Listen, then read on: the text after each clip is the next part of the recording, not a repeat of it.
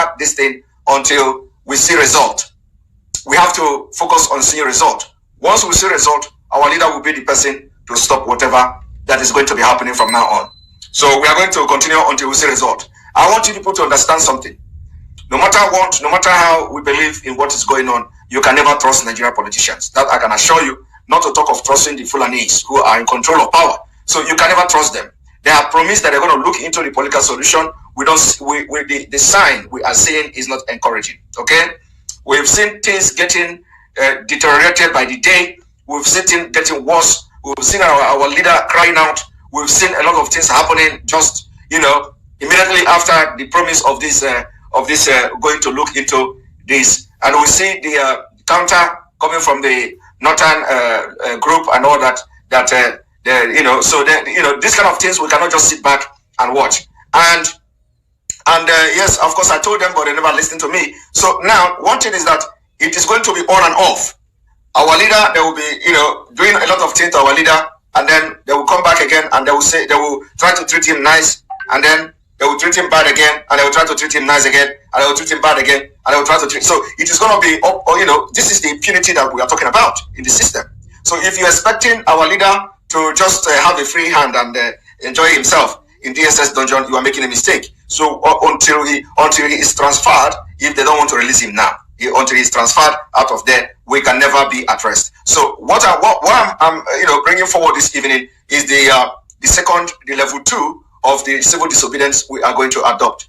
That is the revenue, the suspension of revenue collection in Biafra land. We must create this awareness at least 1 week, and thereafter the enforcement of that start. So, and everybody should be part of this. Everybody in Biafra land, the market people, the market women, the market men, the people paying this revenue must also be involved in this. So anytime somebody come to collect revenue from you, you have the right to tell the person to go away. We want to see if it is going to be by physical fist. We are ready to fight them. Now, so what you are going to be seeing from now on is the way they maltreat our leader. Most of these things happening is not coming public. I must have to tell you now that most of the things they are doing to our leader is not even in public. It's not. I'm very, very sincere with you. It's not public. We have had those one we may have had, but what about those you don't know about? Okay? What about those you don't know about? So we must, let us not even drag any command and control in this particular issue, so that they will not say, they are not part of it. So let us assume they are not part of it if they don't want to. But we need a total support. They don't need to be part of this, okay? But we need a total support. They don't need to go and start castigating and countering this thing we are starting now, because the game is changing. The dimension is changing. They don't need. We are not dragging position. We are not dragging for power. We are not fighting anybody. But what we are trying to do now is they don't need to get involved, so that they will not say, "Oh, you are the one involved." No, we want to take them out of this, but let them not interfere. Let them not interfere. Let them not criticize. Let them not attack. This is the resolution of Biafra people, and this is the mind of Biafra. And we need to do this and see how things will begin to happen. Now, who are our target? Who are our target? Our target are the political leaders in Biafra land. Our target are the governors. Our target are the local government chairman. Our target are the internal revenue being generated in Biafra state. These are our target. Okay?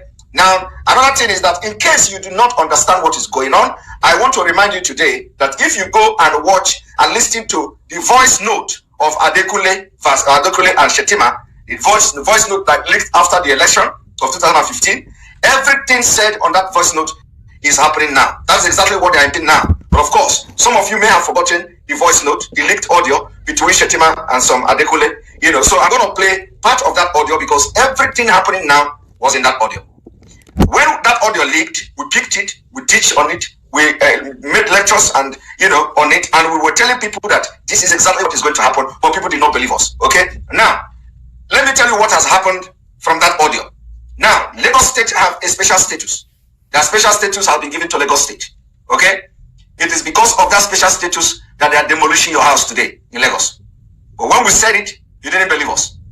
Okay, you didn't believe us, but it came from Shetima. Shetima told you in that audio that they are giving Lagos State a special status. This demolition of houses is just the beginning. My brother, the worst one is coming. We call it economic jihad. Okay? Shetima in that audio say that they are going to destroy the business of Igbos.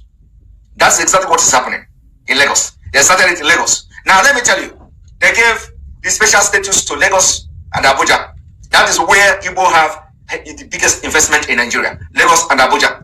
This is two powerful states where the Igbos are investing and pumping billions and billions. So this special status is given to Abuja and Lagos. So those of you in Abuja, your houses will be demolished as well. I want you to mark it today. Those of you in Abuja, all your houses, your businesses, your shop will be demolished in time. Just watch. Mark today's date, 7 December 2021.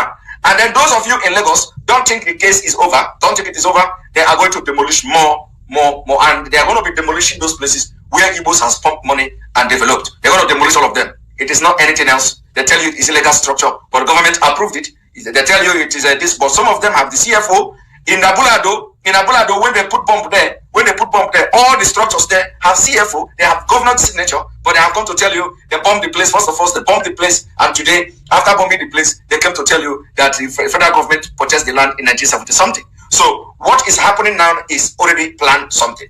And if this is not teaching you something, to make sure you make a U-turn. If you are not following what we are doing as a Biafran, somebody from the southern Nigeria, because when they finish with Igbos, they will go to other part. It is to cripple the economy of Igbo and then sweep them with guns and ammunition. The same thing is going to happen to every other part until they weaken you until you are weak. You are weak. You're going to be weak economically. You're going to be weak financially. You're going to be weak otherwise. And then they're going to run you over. When they throw peanut at you, you will be struggling to get it. That is the strategy they are using, and we must not allow them to win.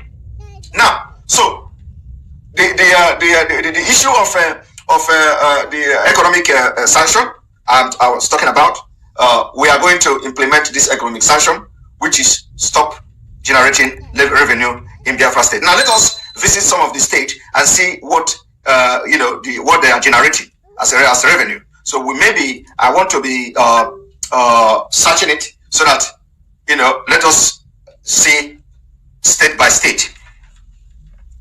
Nigeria internal revenue. Nigeria internal revenue by state.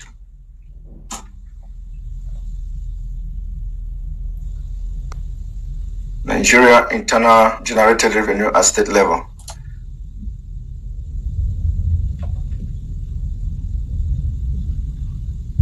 One moment.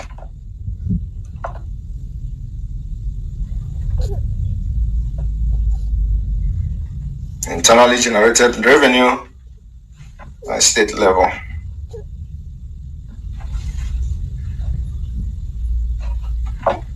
Or anything Nigeria doesn't work. When you click on their website, it will take you 5 days to load. Scam. Now let us go by there is a publication by Guardian. We're not going to waste time. This broadcast